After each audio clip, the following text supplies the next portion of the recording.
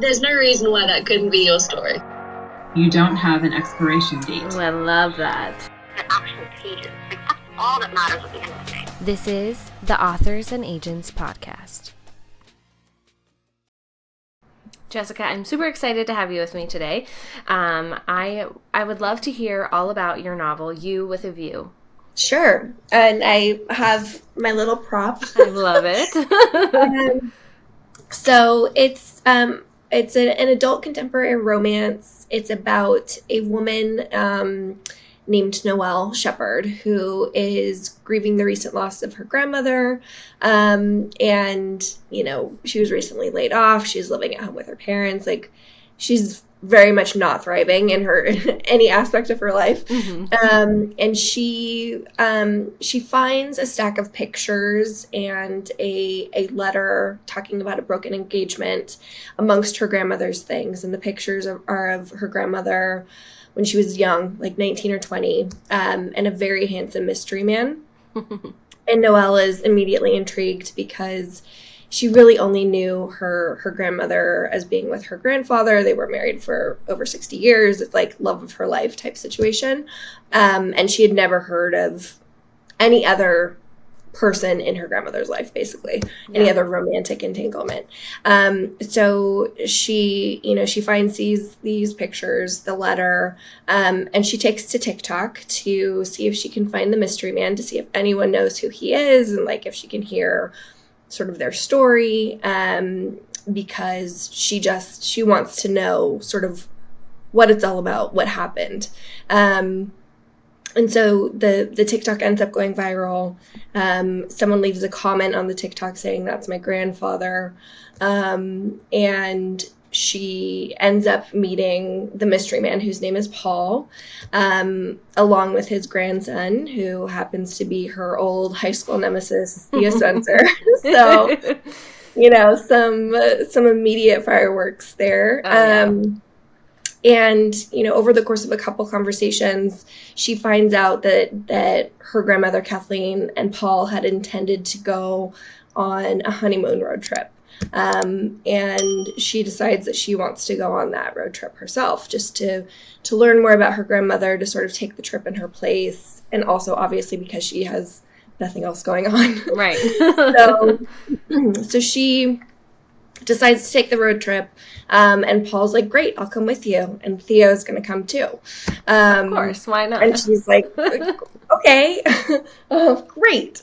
So they end up taking the road trip. You know, it's a 2-week road trip across the southwestern United States. She learns more about her grandmother and Paul's relationship, and, you know, along the way develops her own relationship with Theo. So. Oh my gosh, I love it. Is there by chance like a one bed situation? Absolutely. Of course. Yeah, of course. It's like my favorite trope. It's my favorite trope too.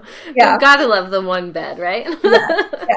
Mm-hmm. Oh my goodness. Well, it sounds wonderful. And this just came out in July, right? So it's it came out July 10th or July 11th. July 11th. So yeah.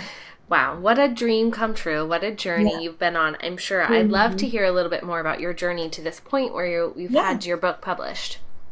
Yeah, so I feel like in 2020 we all sort of had like these pivotal sort of talks with ourselves, like what do I really want to do? Like, what is my true passion? You know, anything could happen, good or bad. So I might as well, you know, make the most of my life while I can. And that's that. I mean, at least that was the conversation I sort of had with myself. And, you know, I've always kind of written, like from the time I was little, I was writing little stories to myself. You know, as I became a teenager, I was writing YA stories. Right. I was a voracious reader. And so I think 2020 was the point in time where I was kind of like, you know what, like, let me see if I can do anything with this, you know, if I could actually get published. And I, at the time, of course, knew nothing about publishing or the path that you had to take to get there. So it was very, I feel like, starry-eyed a little bit. But I joined in December of 2020, I joined Twitter. And of course now not the greatest resource for anything, unfortunately. But at the time, it was this really amazing community. The writing Twitter was incredible. Yeah, So good. It was incredible. So so I joined and sort of immediately fell into conversations with other writers. I had a manuscript that I had written, in the last portion of 2020, and shared that with a few people, and they gave me amazing feedback. It was sort of the first time that I had ever experienced like a true beta reading situation. Yeah. And so I ended up finding, my 3 critique partners that I am still working with today, which they're amazing, and entered a couple, mentorship competitions. I was just, I was kind of feeling around for what I could potentially do to get myself into querying shape, basically. Yeah. So in April, I think it was April of 2021, I had a revised manuscript, and I started querying it. And I started out really slow. I sent it out maybe to like 10 agents or something like that. And not a lot was happening with it, pretty quickly. I feel like I could sort of see that like it wasn't maybe it wasn't maybe going to go anywhere. This was a different manuscript than it was a different manuscript. Okay. Yeah, exactly. So, so I started writing You with a View like over the summer of 2021, and I don't know, there was just something about it where immediately I was like, okay, I feel like this is the one that's going to get me to the place that I need to be. So, so I wrote it over the course of the summer, had people beta read it. My critique partners were obviously,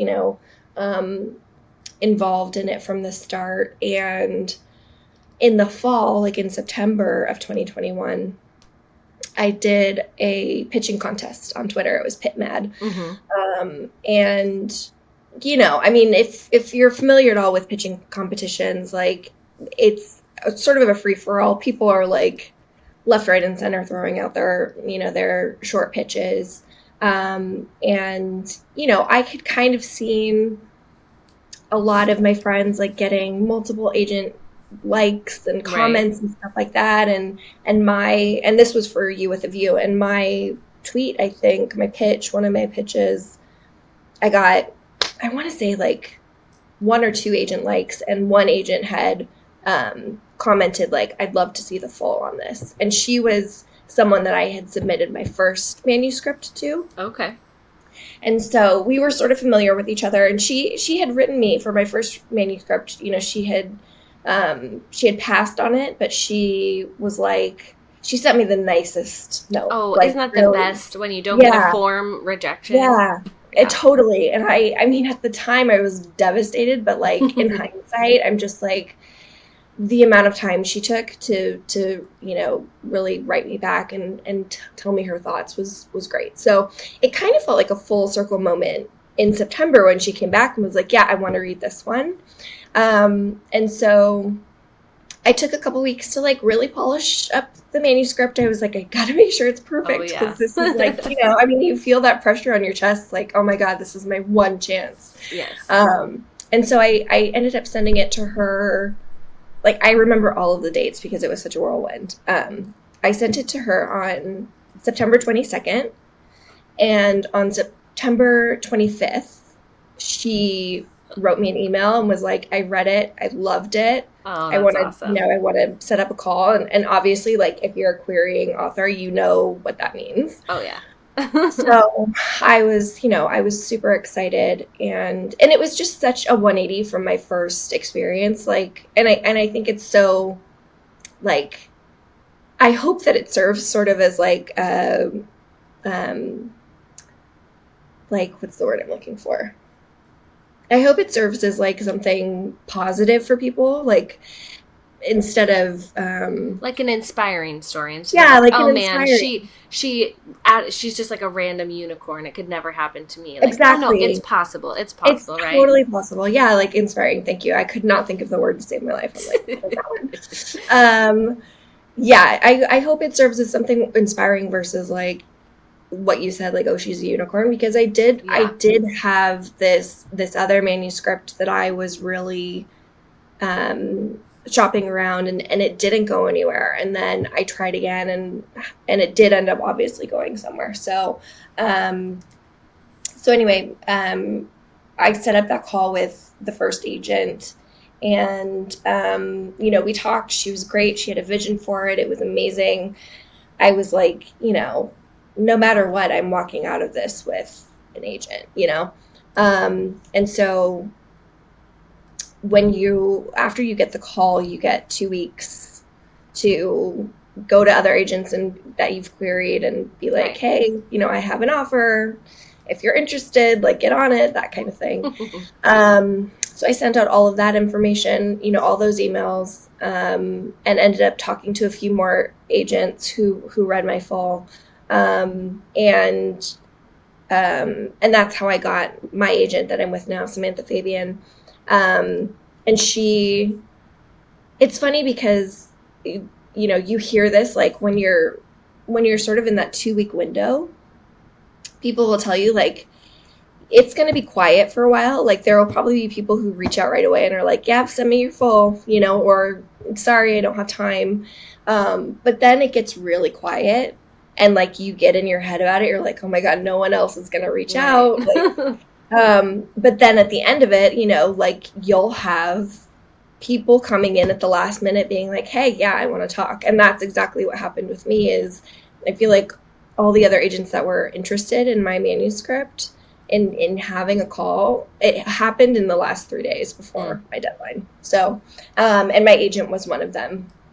And, she sent me the kindest email, saying that, because she has specific days where she'll sit down and read manuscripts from querying authors. And she's like, I sat down to start your book, and I didn't mean to, like, finish the whole thing, but I did. Like, I spent my entire Monday reading it. That's the best. And yeah, it was amazing. And she mentioned, being close with her grandma, and so I instantly felt sort of a connection with her, which was amazing.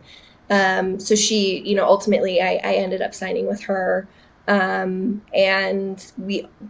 almost immediately, because this was, I signed with her mid-October, and we went on submission at the end of October. So It was very quick. Like, it was a very quick turnaround. Yeah. And again, it was fast, and I didn't anticipate it being that way, because, when you go on submission, anything can happen. It could happen right away. It could take 1.5 years. It could take whatever. Like, I've seen, it could end on submission. You could not even sell that book. Yeah, totally. Yeah. Like, I know enough authors that I've seen sort of every scenario occur. So I was mentally preparing myself for, like, okay, especially because it was right before the holidays. Oh yeah. Like, I could be going into the next year easily still waiting to hear from anybody. So, and I, my agent and I had sat down virtually, of course, and talked about, like, okay, so, like, who are the imprints that you want to, like, if you could choose any imprint to go to, who would they be? And Berkeley was one of them, because, they're such a powerhouse in romance. Mm-hmm. And so, I feel like it was like maybe a week later when Samantha reached back out and said, Berkeley wants to talk. And it was just one of those moments where I was like, I can't even believe this is happening right now, And it was so surreal that I don't even know that I could feel, like, true excitement about it, because it didn't feel like it was actually happening. Right. But ultimately, I ended up signing with Berkeley at the end of November. I announced it, December 2021, and it just came out. So that sort of tells you the timeline of traditional publishing. Mm-hmm. It's really long. It's very long. Yours was like long, but also very fast, right? Like you had portions of Totally. it that were fast, like Yeah. like Pit Mad and that agent who spurred things for you to have, you know, to give all the other agents that deadline, right? Yeah, exactly. Yeah, it's very much been a process of like, go. Wait. Go, Yeah. wait. Yeah. Yep, totally. I have talked to other authors too, have had that where it's like, okay, fast. Slow down. Yeah. Getting Yeah, a little bit of requires a lot whiplash. patience. Yeah, exactly. Well, one thing I would love to hear your thoughts on with your querying journey. So when you queried your other manuscript, you know, I think we've all been there as writers where we've queried and then we've had to get to this point where we're like, okay, do I stop? Do I move on? Like, what do I do? So I love that you moved on to writing You with a View. But in your mind, like, what kind of was at the last straw, maybe it's the right way to put it, but like, what was the last thing that happened querying where you're like, okay, I'm done querying this one and I'm going to shelve it? Because I think that can be kind of a hard thing for us writers to do, to put a story away and be like, okay, I'm sorry, but I'm done with you now. Yeah, no, I do feel like it's a really emotional thing too, because, you know, even if the story that you're telling isn't tied to you personally, you know, even if it's not still, about...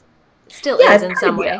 Yeah, it's something that you've spent a lot of time and energy on. And I think for me, I mean, I rely a lot on gut instinct, and sometimes I'm like, it's too much, Jessica. Like, you got to have some logic, you know, mixed in there. Yeah. But I do, you know, I feel like there was something that was just telling me, because I really like I said, I started querying in April, and by the middle of May, I was starting to draft You with a View.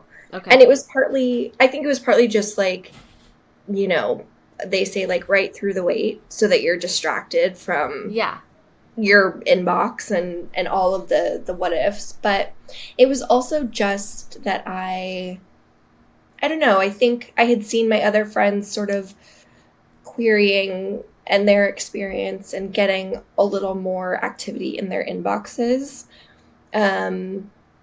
And so for me, it was sort of like, I'm not seeing that with myself. And so that must mean that there's something potentially not quite right about this manuscript. And I also, you know, sort of told myself, like, I sat myself down and I thought, what is your best case scenario? Like, if you're going to debut, like, what do you want it to look like? Right. And for me, it was really that I wanted to put out a book that was my very best effort. Like, if I'm going to be introduced to people, to new readers, then I want it to be something that I am so confident about, so sure that it represents me in the best way possible. And so, you know, I think I just started thinking like, maybe this first manuscript isn't that manuscript for me. And as I started drafting You with a View, like I said, like I just had that feeling. I was like, I think this is the one that I would want out. Like, I think this is what I want my debut to be, if possible. And of course you have so little control over what happens, but it's like, you know, best case scenario, this is what I'm putting out into the world. This is how I'm introducing myself to romance readers. And so it really became this sort of gut feeling for me of like, I know that I've learned so much, and it's all showing in this second manuscript. Right. And that's what I want people to see. So for me, it was a little less emotional in terms of like, you know, I'm going to put this on the shelf. But I mean, I totally understand that feeling of like, oh my gosh, you know, you almost view it as a failure, you know, and that can be difficult. It can be difficult to continue creating new material when you've got this other thing hanging over your shoulder. But yeah, it's so common. Like I don't think I know anyone who hasn't shelved a book before. And I just think, you know, there's so much truth to like success in this industry being right timing, right Oh, yeah. person, right book, you know, and Definitely. it's not talent. It's just, it's those elements sort of all coming together, you know, it's like, it's so out of your control. And I think that's the hardest part, but it is so true. It's just, it's timing, it's luck, it's concept, you know, it's all of Yeah. those things sort of together. Yeah, and that's not what we all want to hear, right? Like if you're telling that to a No. querying author, like, oh, okay, well, sorry, like it's like these 10 different things, and it's like the Mm-hmm. perfect matchup of all of them happening. That's like, Mm-hmm. oh my gosh. But you know, it Yeah. is. I think when you go into this, like you said, you went into this kind of a little starry-eyed. I think we all Yeah. have to a certain extent, Mm, even when you're totally. querying a new manuscript and you've already queried one and shelved it. You're like starry-eyed, like, no, this is it. I can do this again, right? Because Mm-hmm. we see the end goal, we see what's going to Yeah. be at the end, and so that makes all of like the frustration of it worth it, in my Mhm. opinion. And I Totally. feel I like agree. a lot of other authors would agree. Yeah.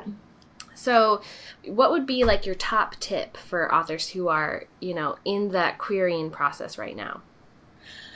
I think have people that you can go to when you're feeling frustrated who will lift you up, because it can feel, I don't think that we're like mentally as humans like built to withstand constant rejection, which is basically what querying is. It's just Yes. people telling you no and no, no, no, no over and over again. Yeah. And having people in your corner who will be like, you know, you're amazing. I love your story. I love your work. I love whatever.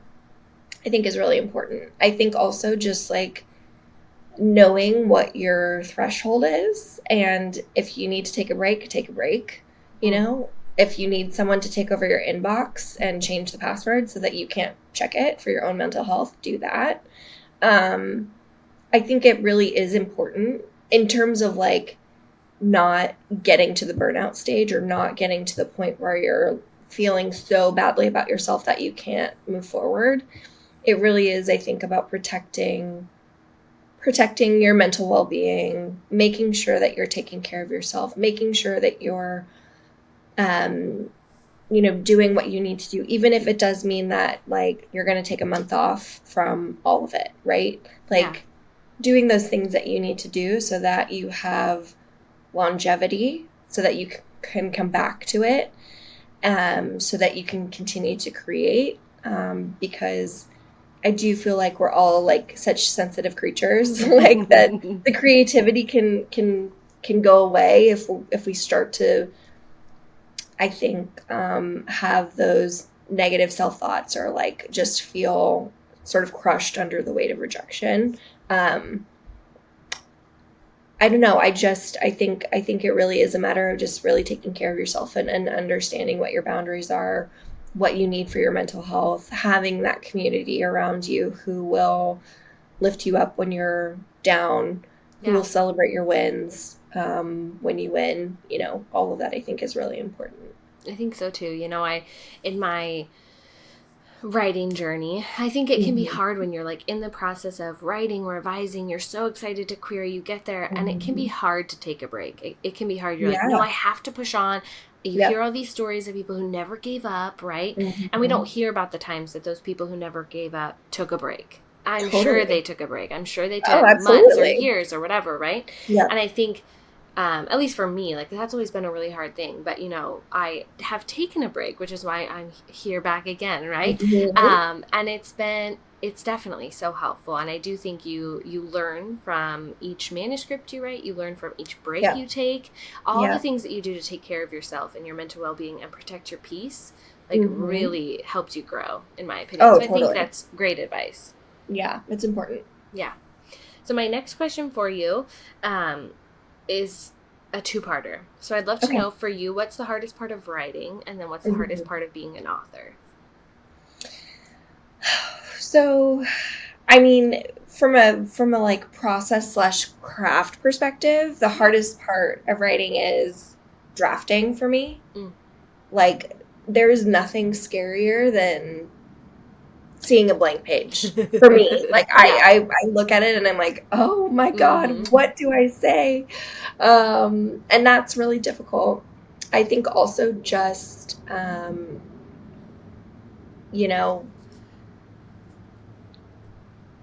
don't know, drafting is the hardest part. I was going to say something else, but I'm like, no, drafting is it. Yeah. And then the second part was, what's the best part of being an author? What's the hardest part of being an author? But we will get to what's the best part. Okay.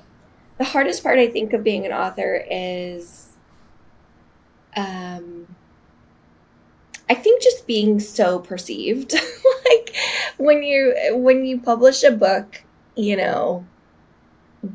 before it comes out, of course, there are people reading your book, but I think you have a little bit more control over who's reading it. Yeah. And then once it's out in the world, like there are strangers reading your words, perceiving you, having opinions, which is all totally valid, right? Like I will pick up a book from someone I wouldn't know if I passed them on the street and read it and either enjoy it or don't enjoy it or whatever. Right.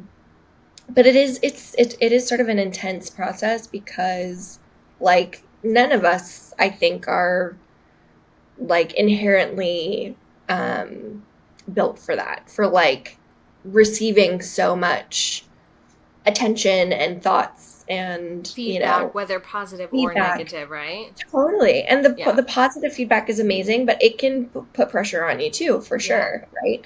So I think it's been, for me, at least the past few weeks, is just like adjusting to that sort of new reality of like, I've put something out in the world that is for public consumption. Right. Anybody can look at it. Anybody can think about it, who can, have opinions on it. And that feels really intense in like the best way possible, but also it honestly in the hardest way possible. Like it is, I think, objectively a very like difficult thing to have to transition into.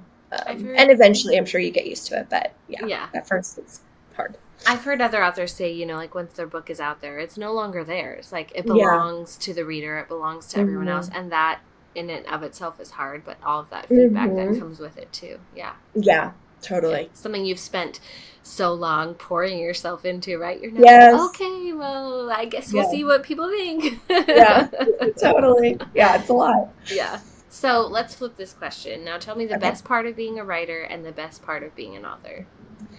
I think for me, the best part of being a writer is that I get to daydream all the time, like constantly. Yes. Especially before I start the drafting process, which, as I just said, is difficult for me.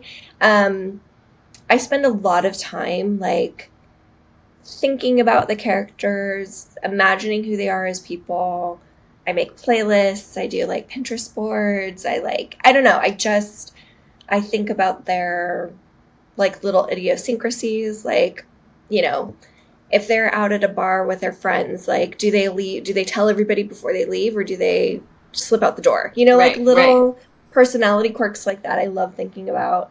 I usually have like a document that has the most random assortment of notes. Sometimes it's like literal chunks of conversation that have popped into my head. Sometimes it's like one line. Sometimes it's an idea about a plot point, whatever. Like, and I love that because there's no structure to it. Yeah. And I love that I can just be like, I can ignore it for a week, or I could be in there every day being like, okay, and then maybe this happens, and maybe that happens, and maybe that happens. Like, I just love, I love that part of the process because it feels sort of like lawless a little bit. Like there are no rules. And I love that.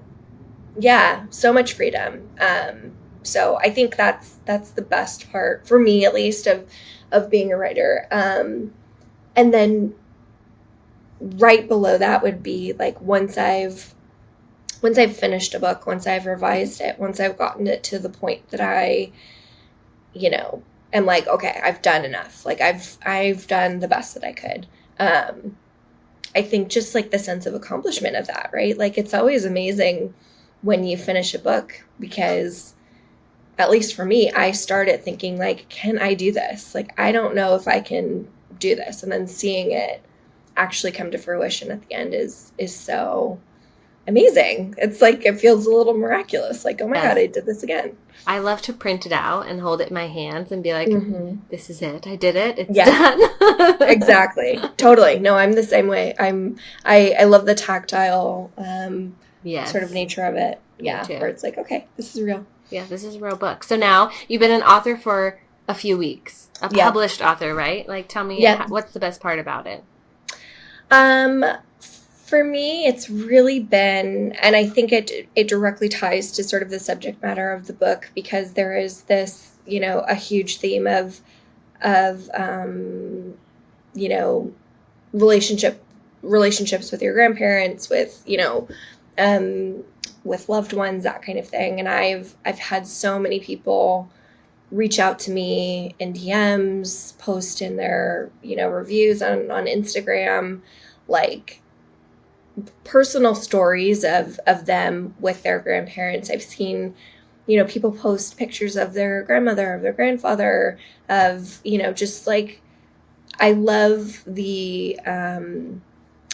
I think I love the way that the thread sort of continues from the book into real life, where people are talking about their own experiences with their grandparents, and how, for me, that really like sort of reinvigorates the story for me. It makes me feel more deeply connected to my own grandmother, who is a huge source of inspiration for me in my writing journey and with this book specifically. And I don't know, it feels like it's such an honor to have people like sort of trusting me with that information and wanting to tell me and sharing their own stories. Like, it feels like this sort of continuation of storytelling a little bit. And I think that's so special. So that by far has been the most amazing thing. I love it. That's amazing. That's so fun. Yeah. So let's talk about your least favorite thing here for a second. So drafting. So when you're drafting, you have your document with all these notes as you're kind of brainstorming. And then what does it look like for you? Are you a pantser? Are you a planner? A little bit in between, what does it look like? Yeah, this is my I feel like my process has changed a little bit since I've been on contract, because I have to submit. Yeah, I have to submit a synopsis. For book 2, I had to submit a synopsis of what it was going to be about. Yeah. And historically, I don't do that. Like, I'm what I call, or what they call, I guess, a flashlight plotter. So it basically means, like, I know what the beginning looks like. Like, the first 3 chapters usually are pretty solidified in my head. I have a vague idea of what the middle is going to look like. And obviously I know at the end there's going to be a happily ever after. But I definitely don't always know exactly what that's going to look like. And so, being on contract, it's like, I had to tell my editor, like, okay, here's what's going to happen. And of course, like, I submitted the synopsis to her. She was like, great. And even then I was like, listen, it's probably going to change. I just need you to know, like, I'm sure they know that, draft, right? Yeah, like, things might go off the rails. I don't know. And she's like, okay, that's fine. And it's so true. Like, I look back at my synopsis now, having finished book 2, and I'm like, oh my God. Like, the general gist of it is what it is what I said it was going to be. But I discover so much as I draft, like, I learn so much about them. I learn so much about, what they're doing, what they need, 50% into the book that I wouldn't know just sitting down at the beginning of the process and typing out an outline or a synopsis. And I'm always in awe of people who outline and stick to their outline. It's just, it could never be me. Like, I could never. So, I'm with you there. Yeah. So I'm definitely like flashlight plotter, discover as I go. Sometimes I'll write something like while I'm drafting and I'm like, oh, that's good. I'm going to like continue that thread throughout, and I'll do that. But again, it's just like, it's nothing that I could have predicted when I was, brainstorming at the beginning. So, I mean, I think that makes sense. Obviously when you're agented, you're working with an editor, you've got to do a synopsis. I've heard that from, every author, which I think is nice when you're unagented, you don't have that, you can kind of figure out what works for you a little bit more, right? You have more freedom with how you can draft in that process, which I think is good to learn, like, what works and what doesn't. But, you know, I think your document, your draft is such a living thing. So of course it's going to change and kind of ebb and flow as you're going. Because you can't know everything. I applaud those people who, you know, do like 30-page outlines and they stick to every point. I'm like, I could never. I could never. Never going to be me. No, it's not going to be me either. Yeah. So obviously, I want to talk about your revision process next. And obviously it looks, you know, different. You have that from an aspiring author who doesn't have an agent and an editor yet. But what do you do yourself before you send things off to your agent to make sure your manuscript is like where you want it to be? Yeah. I'm a clean drafter. So, and that means that, like, I have friends who can write a draft in a month and send it off to their editor. And I am not that person. I'm like, I'm going to sit with this for 6 months. I'm going to draft. But as I'm drafting, I always look back at what I've done and tweak as I go. Sometimes I'll get to a certain point, like maybe I'm 40% in and I'm like, oh my gosh, that plot line that I had isn't working after all. So I go back and revise it because I'm a linear writer. I can't write out of order. And I have to, like, the story has to, I'm like gut instinct to the max because I'm like, it doesn't feel right, you know? Right. So I'll have to go back to whatever part doesn't feel right. Like, I can't be like, oh, I'll fix that later. I'm just not that person. I'm like, no, I have to fix it now so that it feels right. So usually by the time I submit a draft to my editor, like, it's in pretty good condition. And with book 2 specifically, when I got my edit letter back from my editor, which is basically like, here are all of the things I love and here are the things that, like, let's tweak. It wasn't anything huge structurally. Like, the biggest thing I needed to do was cut words because I'm an overwriter. So my drafts are always going to come in like at 110 without, like, it never fails. Every draft that I've done has been like 110, 109, 108, you know? And I have to cut words. So my revision process, honestly, for me is like when I come back after I've drafted and I've gotten feedback, it's usually just adding in, sort of layering in, defining details. It's cutting words. It's making sure that each of my characters feels like a real person, right. You know, adding in sort of those idiosyncrasies, making sure that there's, you know, sort of defining characteristics about them that feel like, even if they're just dumb, like with Theo, he loves like 90s sad music. Like, he's a huge Radiohead fan, and that's sort of like an ongoing I love it gag between him and Noelle throughout the book. But it's stuff that, you know, that people sort of glom onto, like readers do. And I think it feels like identifiable, like, oh yeah, I love Radiohead too, or oh yeah, I hate Radiohead, you know, like that kind of thing. So I make sure I have stuff like that. I make sure that I haven't dropped anything, you know, any threads, any sort of subplots over the course of drafting, that kind of thing. But my revisions, knock on wood, have never been like, oh my God, I have to rewrite 20% of this book. It's always sort of tightening, cutting, that kind of thing. Because I really do feel like most of my magic, like, happens as I'm drafting, because I'm really in the cadence of the story versus revising. I'm coming back into it after I haven't been in there for a while. And so I don't know. I think I just want to keep the momentum as I'm drafting and get like as much of the bulk of the story as I can. And then I can go back in and finesse. So revisions are never super, super intense for me. Well, it sounds like you're sort of revising as you go, right? So you're kind of, which in one way, like, you're kind of saving yourself the big revision at the end, but you're still doing it as you go. I'm not that type of person usually where if I notice something that's wrong, I'm like, okay, put a note here and I'll come back to it later, right? But I know lots of other authors who revise as they go. And I mean, that if that works and is what you have to keep going and keep your rhythm, I love it. Totally. And I've discovered, like, because I feel like I spent a lot of time, especially early on in this part of the journey where I was like, gosh, I need to be this way. I need to be this way. I need to do this. I need to do that.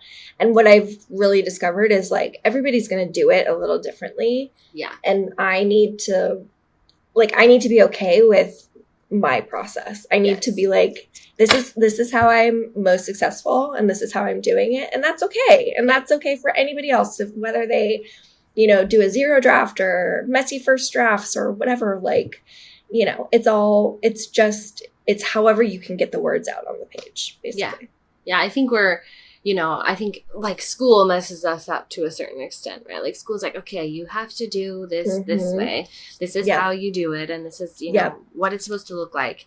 And I think that messed me up for writing my first book. I was like, okay, I need an outline. I need to put everything down on paper and blah, blah, blah. And it was like, just didn't work because my outline and then what my story ended up being was like, it was like my outline and then it was like all the way over here. And I was like, okay, this isn't working. No. But I think, it does take some time to be like, okay, well, what's my process and what works best for me? Yeah, totally. So I've just got a few questions left, some fun ones for you. I'd love for you to share with me something that your readers wouldn't necessarily know about you. Something my readers wouldn't necessarily know about me. I always sort of default to what my day job has been, which is I was a beauty product developer, which means that I worked on developing cosmetics for different brands that, makeup products that ended up like at Sephora and Ulta and nice. Department stores and stuff like that. So I'm a really big beauty fan. Like I love just like wandering the aisles of Sephora and like looking at new products. I love skincare stuff. I love makeup. I love like all of that. And kind of always have been. Like I remember being a teenager sitting in my room, like in front of my mirror, on Saturday night and just like doing my makeup just because, like not for anything, just because I wanted to. So, that was sort of my parallel passion that I turned into a career. And so you still have that day job, right? I don't right now. I'm focusing on writing full time right now, but I would love to go back to it for sure. That's awesome. Yeah. I love makeup and I'm a mom to young children, and so I don't put makeup on every day. But I do love to wear it on occasion, right? For date nights and for church, I put on my mascara and my husband's like, ooh, look at your eyes. I'm like, I know, right? Yeah, it's magic. It's magic. I love it. I'd love to know how many bookshelves you have in your house right now. I was thinking about this question. I'm like, oh my gosh. So we live in the Bay Area, which means we have little bitty space. And I have 3 bookshelves, like 3 technical bookshelves. But then I'm like, oh my God, I'm looking around my room. You probably have books everywhere, right? Books everywhere. Like I have books on the dresser. I have books on our nightstands. Underneath them, I have books like over by my record player. I have books downstairs. I have this like double stack of books next to our fireplace. Oh, yeah. So they're everywhere. So you don't have enough bookshelves in your house. No. You need more. Oh, my God. No. Yeah. And I have this dream someday of having just like an office that has an entire wall of bookshelves. Yeah. Yeah. That would be so lovely. The dream. Yeah. I would. Yeah. I can see it in my head right now. It just looks beautiful. Yes. I love it. So I have one last question for you. Okay. I'd love to know what your favorite book is right now. This is not your favorite book of all time. This is not like the best book ever. Just something you've read recently that you really loved. Yeah. I am I'm almost finished with a book called Love Interest. It's by Claire Gilmore. Okay. And it's her debut. I think it comes out in October. It's sort of an enemies to lovers, like workplace romance. And it's so, like, her voice is so, I'm trying to think of a way to describe it. It's like conversational in a way that feels so comforting and familiar. Like, you feel like as you're reading this book that you're sort of observing real life people like interacting with each other.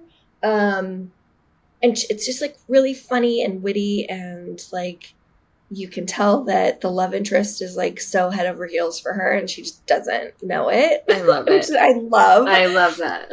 Yeah. I don't know. It's just like, I feel like from page one, I was like, oh yeah. Like, you know, when you start reading a book and you're like, I know I'm going to love this one. Oh yeah.